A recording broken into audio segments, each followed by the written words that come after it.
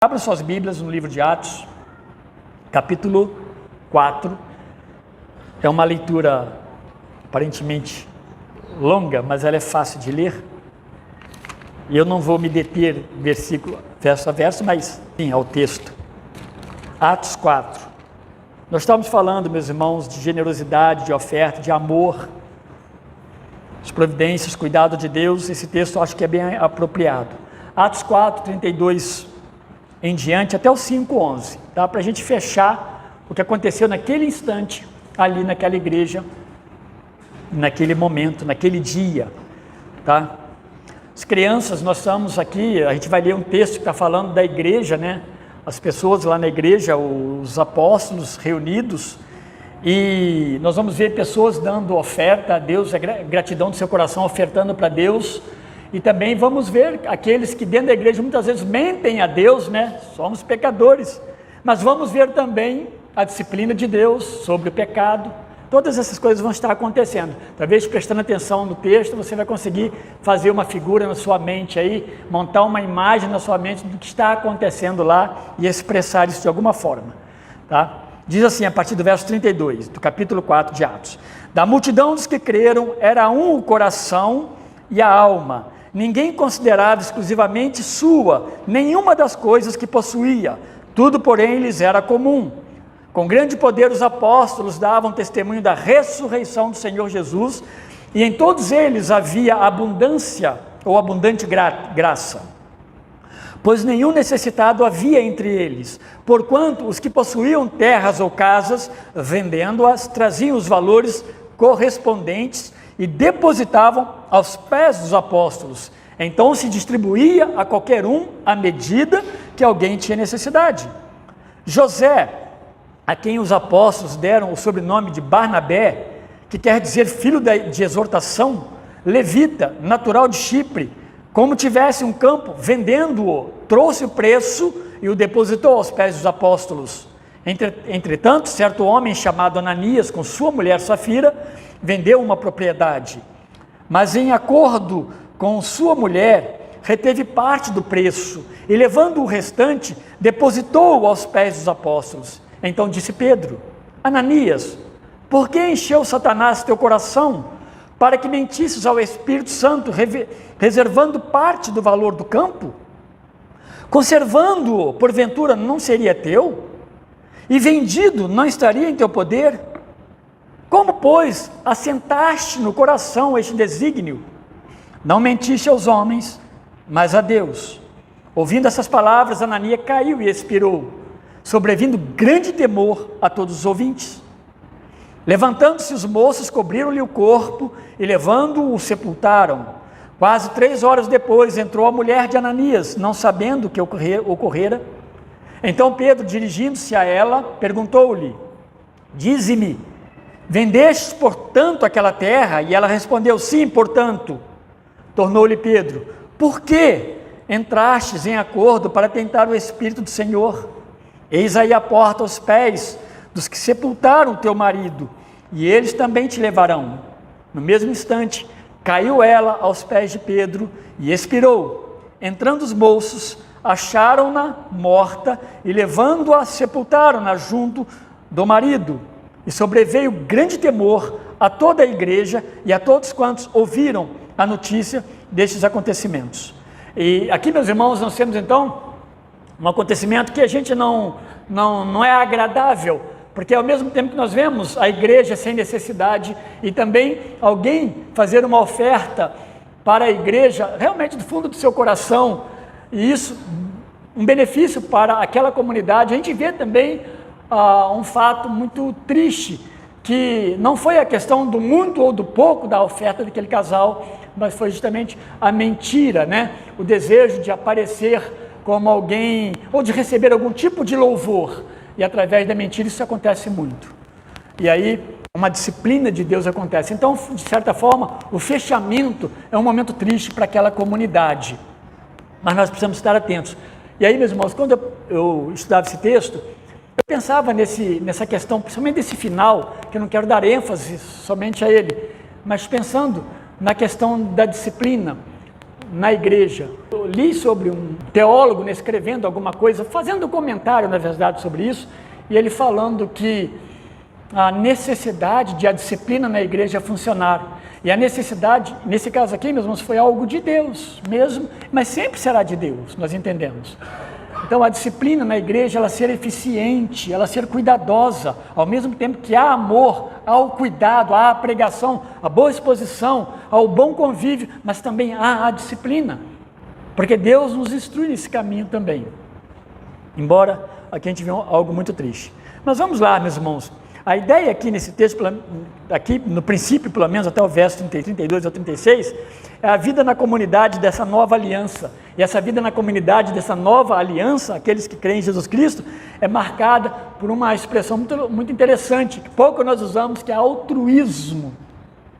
Altruísmo, depois você vê o que significa, não vou ficar falando o significado. Uma vida marcada pelo altruísmo e, ao mesmo tempo, o poder de Deus no meio da comunidade altruísta. Olha que coisa maravilhosa que aconteceu naquela igreja. Então, essa é a comunidade criada por Deus. Você vê isso bem no começo do texto. Ela é criada por Deus a partir do que Deus faz.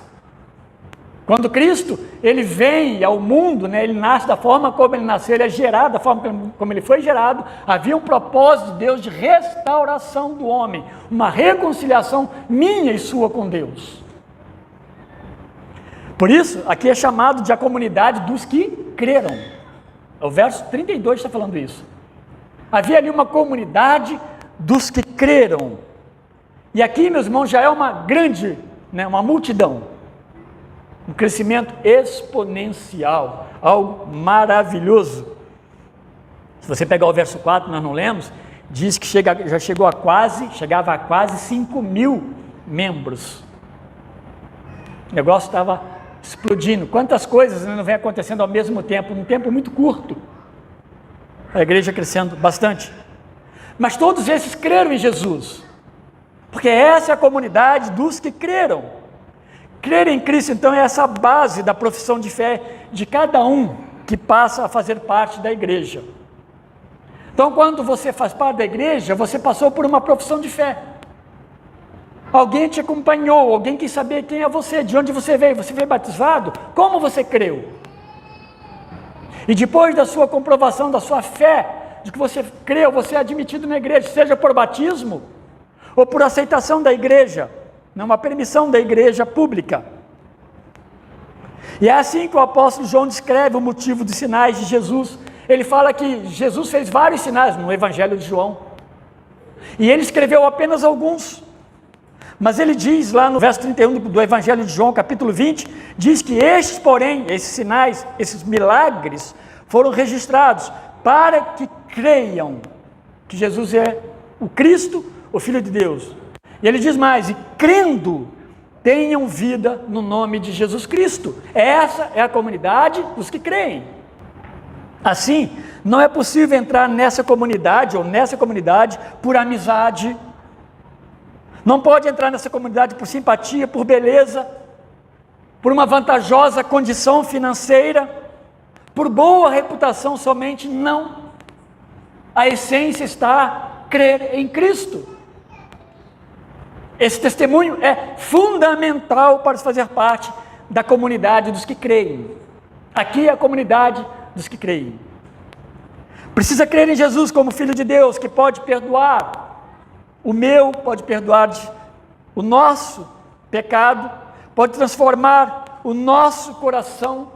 A Bíblia fala muito de coração duro, coração endurecido, coração de pedra, para exemplificar o estado que ele está sob o pecado, sob a direção do pecado. Assim, ninguém que tenha crido em Jesus deve estar fora da igreja de Cristo. Se crê, deve estar na igreja, a igreja de Cristo. Essa é a comunidade, como Deus fez lá no passado, continuou fazendo e faz hoje, separa essa comunidade dos servos de Cristo. Mas da mesma forma, qualquer que nele creia, deve estar ativo dentro do corpo. Se ninguém crê, se alguém não crê, não deve fazer parte do corpo, não pode fazer. Nós não temos autoridade para isso. Não adianta ser simpático ao Evangelho, não adianta ser uma pessoa boa.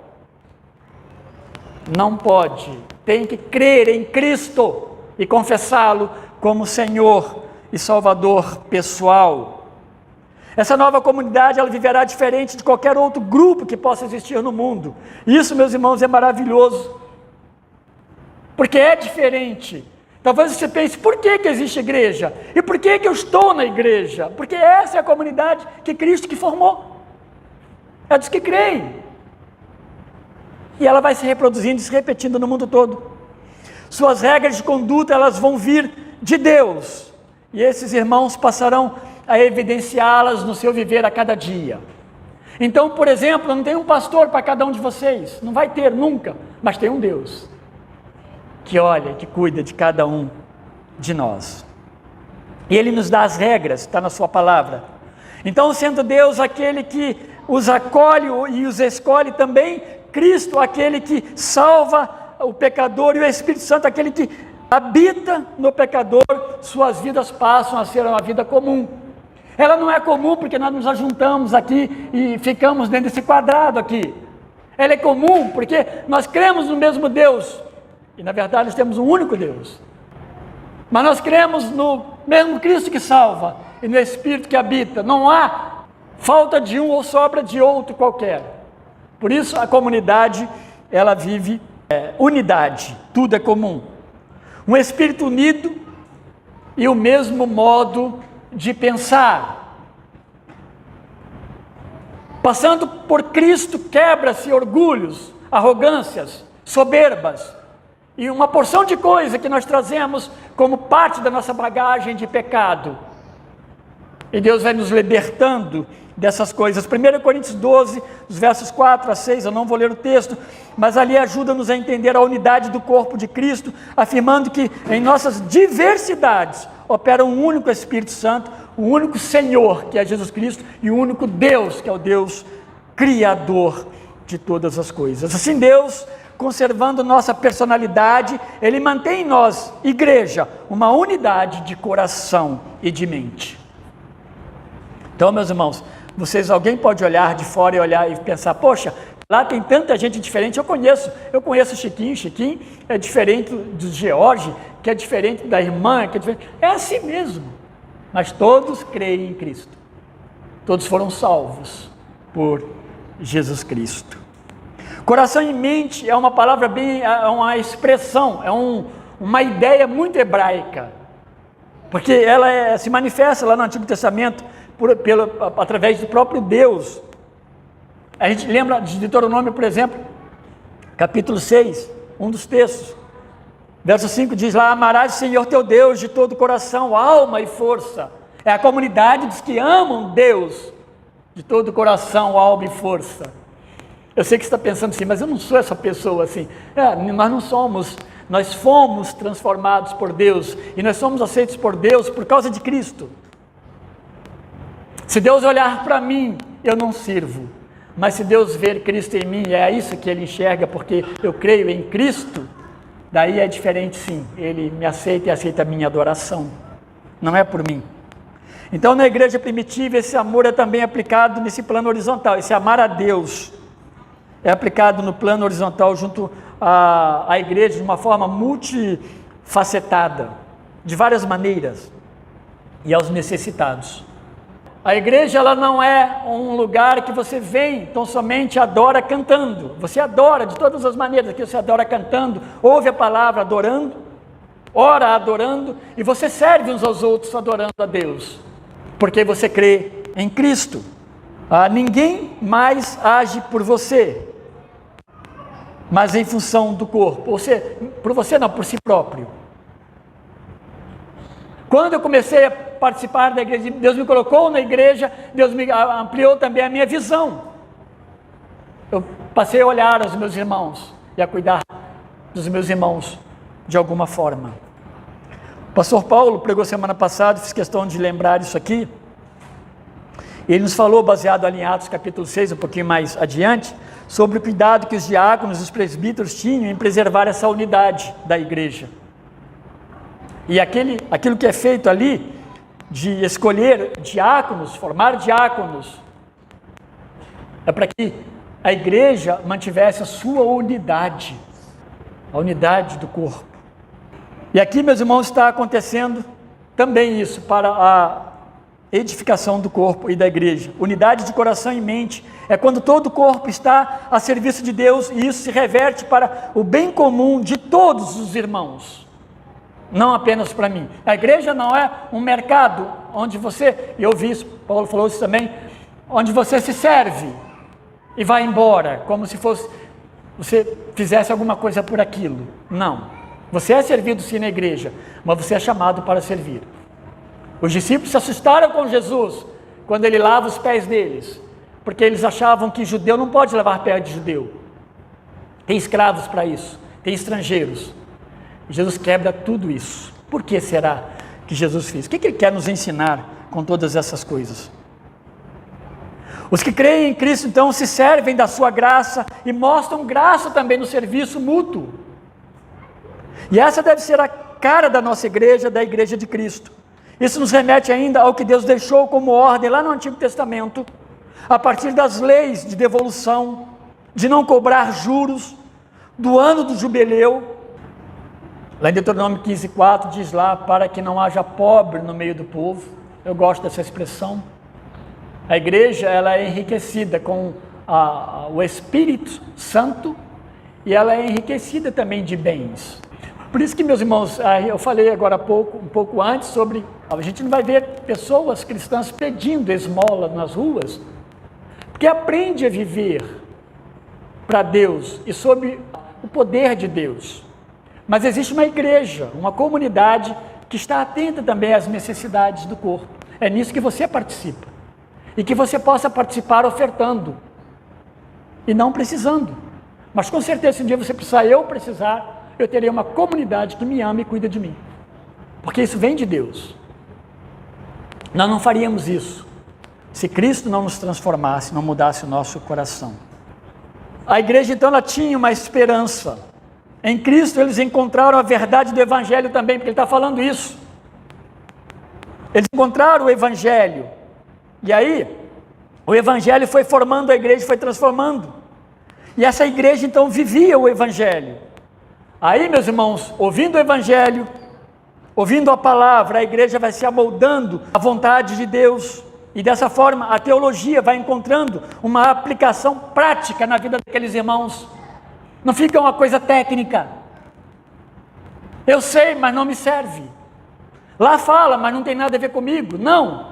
É uma verdade bíblica que se aplica ao meu viver. A teologia é para isso. Ela não é apenas para uma coisa técnica. Eu falo, mas não faço, né? Ou eu falo, mas não vivo. A teologia, ela precisa encontrar, então, guarida. E ela precisa ser prática na minha vida. Primeiramente, uma disposição a Deus e depois uns aos outros. Uma igreja viva, uma igreja atuante.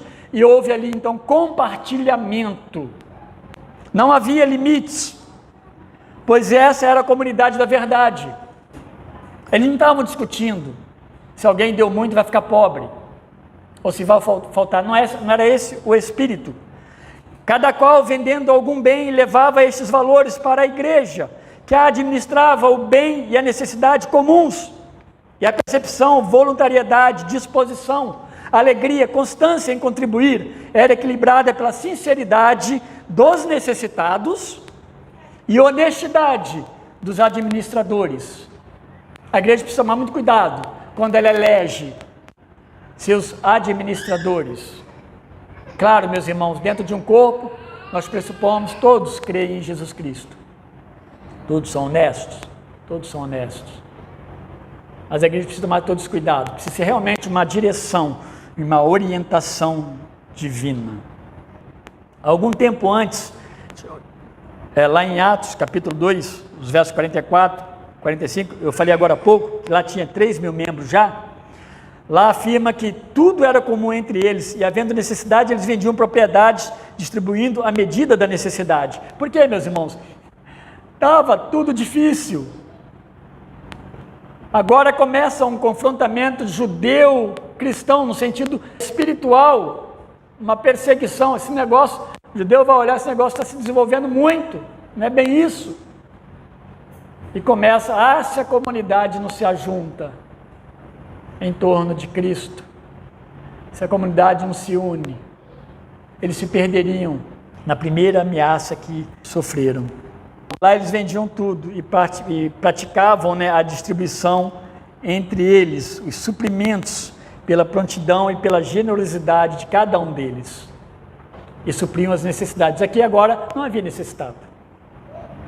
Depois nós temos, meus irmãos, versos 36 e 37, os dois últimos do capítulo 4, a oferta de Barnabé. E ela exemplifica o amor e a generosidade que conduzia aqueles irmãos à vida deles. Ela expressa, ela exemplifica, é uma amostragem de uma verdade que havia em todo o corpo. A citação de Barnabé aqui. Barnabé então foi um desses que compreendia que sua conversão o inseria numa família de Deus com suas recompensas e as disponibilidades também dele como servo de Deus. E ele vende então a sua propriedade, ou uma propriedade, doando o valor dessa propriedade para a igreja. É isso que está no texto. Não adianta a gente querer ficar arrumando algumas alternativas para tentar ajustar ao nosso contexto. A Bíblia está falando disso. Eles amavam isso. Eles amavam a Deus. Eles não tinham problema com isso. Mas, ironicamente, se você olhar lá o texto aí, verso 37, Barnabé era o quê? Ele era natural de Chipre, né? E um levita. Se você olhar bem na Bíblia, levita ele não tinha direito à propriedade. Então se discute muita coisa aqui. Como é que Barnabé então tinha uma propriedade? Claro, meu irmão, Barnabé estava em Chipre, tinha uma porção de coisa aí. Barnabé, talvez descendente de levita, não exercesse essa questão, essa condição de ser levita. Barnabé talvez já compreendeu a nova aliança, né? A nova aliança em Cristo. Então uma porção de coisa pode servir como resposta, mas ele era um levita. E muitos usam então, meus irmãos, a atitude de Barnabé como o fim último, né? Final, de que os membros da igreja, eles contribuam com o máximo, como demonstração de fé genuína. Não. Apelo aqui em cima é errado. Quando se pensa assim, a contribuição passa a ser o chefe da minha fé cristã. E aí que nós vamos encontrar um dispare, né, entre muitas igrejas que pregam isso, como o carro-chefe da sua fé. Quando você põe a mão no bolso e disponibiliza, aí sim você é um crente de verdade. Bom, não é isso não. Você não está dizendo isso. E a atitude de Barnabé e de tantos outros aqui não significa isso. Barnabé primeiro ele creu. Ele está naquela comunidade dos que creram. E seu coração e sua mente eles foram moldados por Deus a se juntar e a unir aquela comunidade de cristãos. Ele amava a Deus e tinha prazer em servir a Deus. Sua atitude se externaram a Deus em todas as áreas da sua vida. Barnabé não é descrito aqui como alguém que tão somente deu uma grande oferta lá na igreja. Muito mais do que isso, ele foi um missionário do mundo antigo. Ele foi na primeira viagem missionária com Paulo e João Marcos. E ele continuou trabalhando, depois ele vai pegar João Marcos e vai levar consigo. Na verdade, meus irmãos, Barnabé possivelmente foi o servo de Deus, que Deus usou para restaurar João Marcos novamente. Vocês vão lembrar que João Marcos teve um atrito, porque ele abandonou na primeira viagem no meio do caminho. Paulo não quis levá-lo na segunda, mas Barnabé se junta a ele, sem brigar com Paulo. E no final, lá em Timóteo, nós vamos ver Paulo falando, olha, não esquece de trazer o João Marcos, peça ao João Marcos, ou seja, já estava restaurado. Barnabé era um servo de Deus, meus irmãos, não dá para a gente descrever aqui, chamado de José, né? Eu estou usando só, aliás, o nome dele é José, estou chamando só do apelido que era Barnabé. E o que muitos, como Barnabé, fizeram não é a prática de posse comunitária de propriedades, aqui não é um comunismo.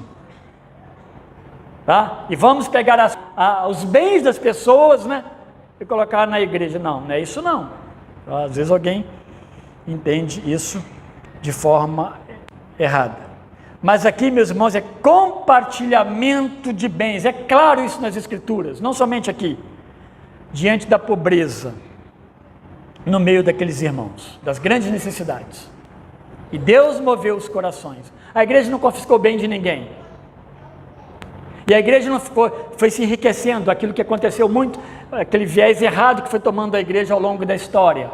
Não. Aqui é a prática do compartilhamento a partir do meu amor a Deus, da minha fé em Deus. O crente, então, usavam o que Deus lhes dava e eles compartilhavam de uma forma voluntária com a comunidade. Sua oferta não foi por constrangimento, mas por amor ao reino e por ter um coração e uma mente em Cristo, dirigida por Cristo. Ele desejava que as necessidades da igreja elas fossem supridas. Ele desejava fazer parte disso. Ele desejava que a unidade da igreja permanecesse. Então, Barnabé era um servo de Deus que via o seu serviço em todas as demandas do ministério, inclusive da oferta na igreja. Ele era um cristão amoroso. E finalmente, meus irmãos, do 5, de 1 a 11, como eu disse, não vou detalhar, a gente tem que ter essa consciência de que dentro do corpo de Cristo não existe perfeição e que o pecado ele se manifesta no meio do corpo de Cristo, e aqui é um desses exemplos, né? A tentativa de minar a paz, a tentativa de minar a unidade, o trabalho, mas a disciplina de Deus, Ananias e Safira, eles são esse contraponto daquilo que Barnabé faz. A gente não tem muita informação deles, mas eles eram membros da igreja, isso está claro aí. Eles chegam lá e são membros da igreja, da comunidade dos que creram. E é algo interessante você pensar aqui, e aí, então eles foram para o inferno? O texto não está tratando disso. Mas, ao mesmo tempo, houve uma disciplina pesada, né? A gente vê como disciplina pesada de Deus, por causa do pecado e uma proteção à igreja. Deus protege a sua igreja, a igreja é dele, não é nossa, não é minha. Há muitos líderes em que desejam, falam, né, com boca cheia, né, enche o pulmão, fala da minha igreja. Não, meus irmãos, a igreja é de Deus. Ai de mim, ai de nós, líderes, se nós não formos cuidadosos com a igreja de Deus. Eles deram pública a profissão de fé em Deus, eles foram recebidos no seio da comunidade cristã. Talvez a gente possa imaginá-los integrados na igreja, mas seus corações e mentes não unidos nessa verdade, junto com os demais membros e os demais da comunidade. Eles colocaram limites no seu envolvimento com o corpo, limites pessoais. Eles começaram a limitar aquilo que eles participariam no corpo de Cristo.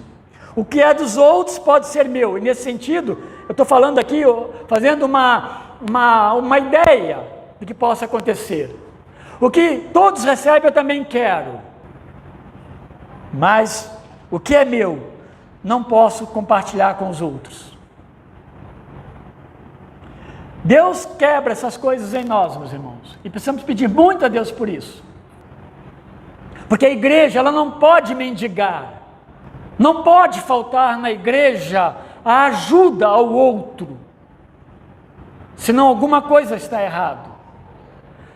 Por que Barnabé vende uma propriedade? Talvez a igreja não passava necessidade, mas ele enxergasse uma extrema necessidade que poderia vir. E como veio mais adiante?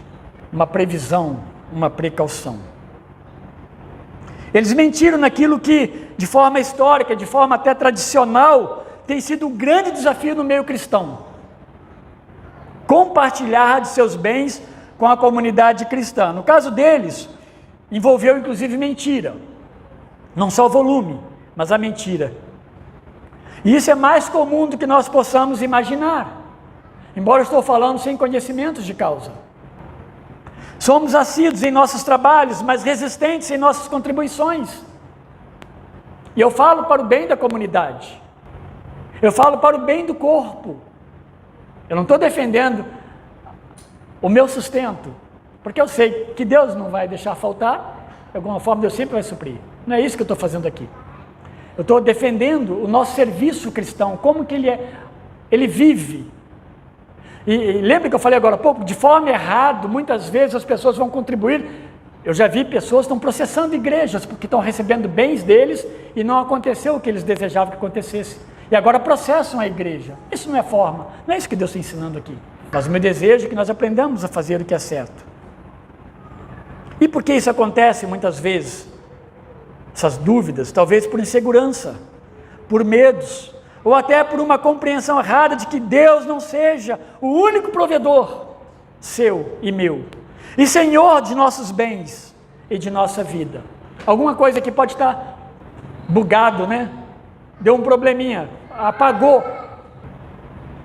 Ananias e Safira, eles podiam ofertar a quantia que eles desejassem ofertar, muito ou pouco. Pedro deixa claro que tanto a propriedade era deles, quanto o valor da venda era deles. Tudo era deles. Mas eles planejam mentir.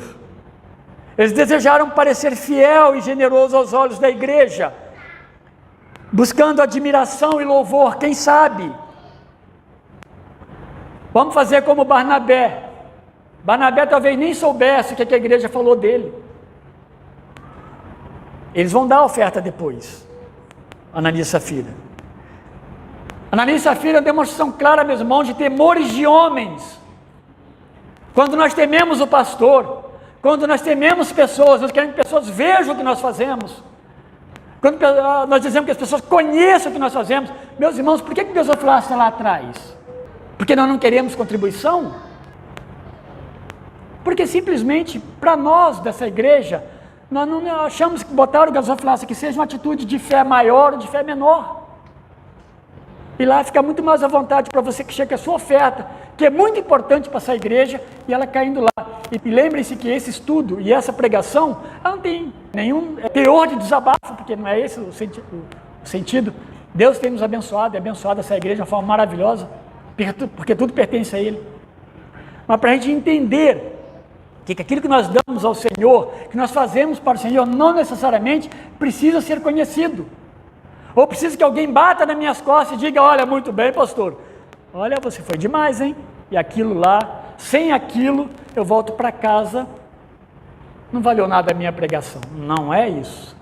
Então, tudo pertencia a eles, né? Mentir, então, é um dos pecados que mais identifica o homem com o diabo, se não um dos mais.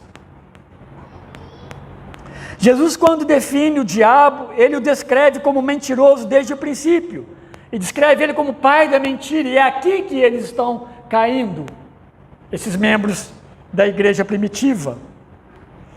E Deus, por intermédio de alguém, ou pelo poder do Espírito Santo, uma revelação, pelo poder do Espírito Santo, revela a Pedro. Não sei se alguém chegou lá e falou assim, ó, ou chegou conhecido, a oferta dele foi registrada em algum lugar, né? Mas, nossa, eu que comprei, vai ver que foi algum irmão da igreja. Mas chegou ao conhecimento de Pedro, ou Deus falou, que aqui não está falando. Ou Deus revelou. Porque o que Deus faz aqui, meus irmãos, é um ato de ação direta de Deus. Possível que Deus tenha revelado para Pedro. Satanás havia entrado no coração de Judas anteriormente. João 13 fala isso, os outros evangelhos também. Satanás não é fácil, ele não brinca no trabalho, dá oportunidade, não faça isso. E com certeza você vai experimentar catástrofes. Ele instigou Eva a pecar contra Deus, e esse pecado afetou todos nós, toda a humanidade, ao ponto de que Romanos diz que todos pecaram e afastados estão da glória de Deus. Precisamos de Cristo, precisamos passar por Cristo para fazer parte das comunidades que creem. O que Ananias faz nos remete em memória lá ao Antigo Testamento, quando Acã toma do que não deveria e leva escondido para a sua tenda, destruindo efetivamente a pureza de Israel. Lembra dessa passagem? Pois Acã faz isso sob a liderança de Josué. Não deveria pegar, ele pega escondido, e ele esconde, e ele engana, mas Deus viu tudo aquilo. Acã, ele é morto por Deus de forma terrível, sua família e todos os seus bens, né, são mortos. Com Deus a gente não deve brincar, porque Deus nos ama profundamente. A fraude de Ananias e de Safira poderia ter destruído a pureza da igreja primitiva. Poderia trazer problemas para a unidade da igreja, para o convívio de amor, para a harmonia entre os irmãos.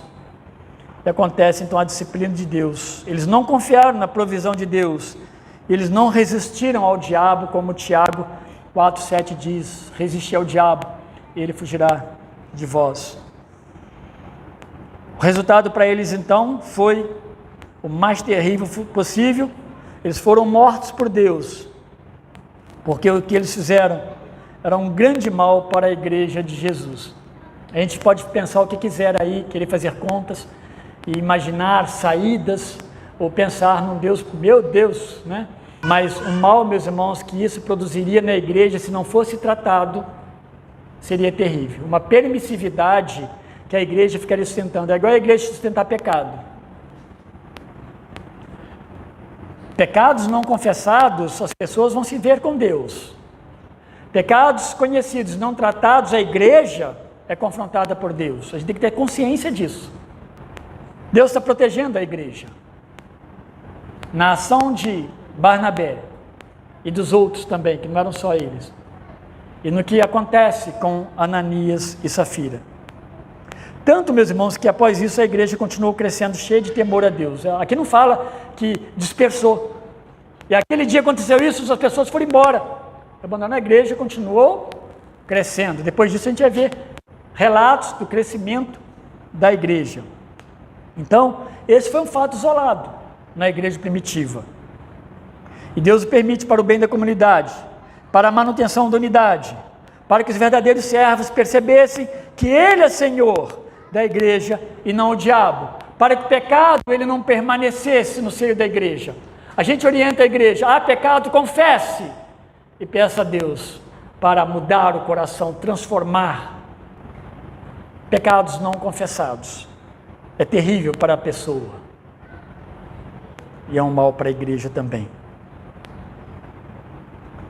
Então, esse fato não precisa se repetir, mas a lição, a essência do que acontece precisa ser percebido por nós como igreja de Deus, tanto de Barnabé quanto de Ananias e Safira.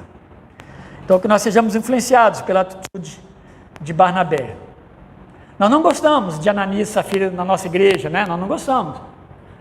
Nós não gostamos de diótrefes na nossa igreja, pessoas que são egoístas, más, mentirosas.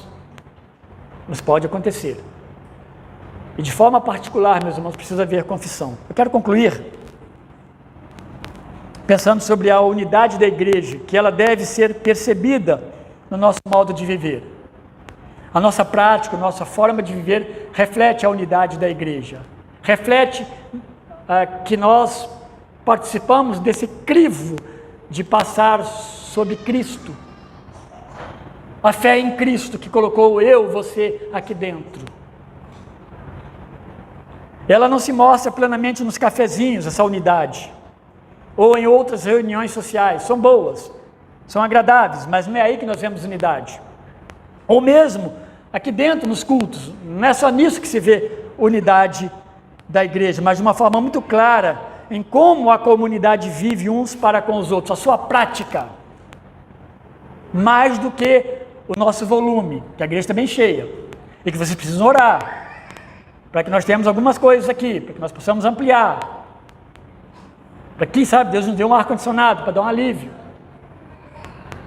Mas não são essas coisas que determinam a unidade. Elas fazem parte da unidade. É a comunidade dos que creem, que deram profissão de fé em Cristo, uma comunidade dos que se chamam de irmãos, dos que amam, dos que se ajuntam e vivem com mutualidade. Não é bom quando nós vivemos a nossa vida a par da igreja. Não é bom quando nós não sabemos o que acontece na igreja. Não é bom, meu irmão. Entenda que a igreja é isso mesmo. É o convívio, é o saber, é o orar, é o participar, é se envolver. É o cuidado uns com os outros de uma forma minuciosa. Você não pode ser estranho aos membros, os membros não podem ser estranhos para você. Uma comunidade que não vive sobre pecado, sobre a mentira, uma comunidade que aspira reconhecimentos, não pode ser. Uma comunidade que almeja poderes, as pessoas, seus membros almejam poderes, não. Uma comunidade que não vive a verdade, não pode ser. É a comunidade dos salvos, dos servos, dos que lavam os pés uns dos outros, dos que contribuem, dos que fazem isso por amor, temor, reconhecimento, dos que amam a Deus, dos que adoram, dos que oram, dos que cantam, dos que pregam, dos que evangelizam. Somos diferentes por isso. Não somos diferentes porque temos uma Bíblia e a colocamos debaixo do nosso braço, ou vestimos uma roupa diferente, ou as mulheres deixam os cabelos maiores como véu. Não. Ou os homens põem os ternos bonitos. Não. Não são essas as marcas. As marcas estão na vida prática da igreja. Leia o Evangelho e põe o Evangelho em prática. Essa é a comunidade. E Deus, meus irmãos, Ele ama essa comunidade. E Deus cuida dessa comunidade de uma forma maravilhosa. Nossa igreja, ela tem experimentado muito disso. Tem experimentado. E você tem experimentado, pessoalmente. Como você olha, como você enxerga o convívio da comunidade cristã. Como você enxerga o envolvimento como cristão. Como você se vê nessa comunidade. Você é um consumidor? Você é um servidor? Pense nessas coisas, ore a Deus por isso. Porque, meus irmãos, Deus tem mandado pessoas a cada semana, a cada mês, Deus tem mandado. E nós precisamos ensiná-las, nós precisamos cuidar delas, mas você faz parte disso. Que Deus nos abençoe. Que Deus renove nossas forças. Que Deus alegre nosso coração. Que Deus nos faça generosos, amorosos. Que Deus nos promova, no nosso coração, nossa alegria, uma alegria verdadeira, para servirmos o nosso Deus. Ó, meus irmãos, louvado seja Deus, à medida que nós vamos crescendo na presença dEle e para a glória dEle. Amém. Obrigado, Senhor Deus, louvado seja o Teu nome.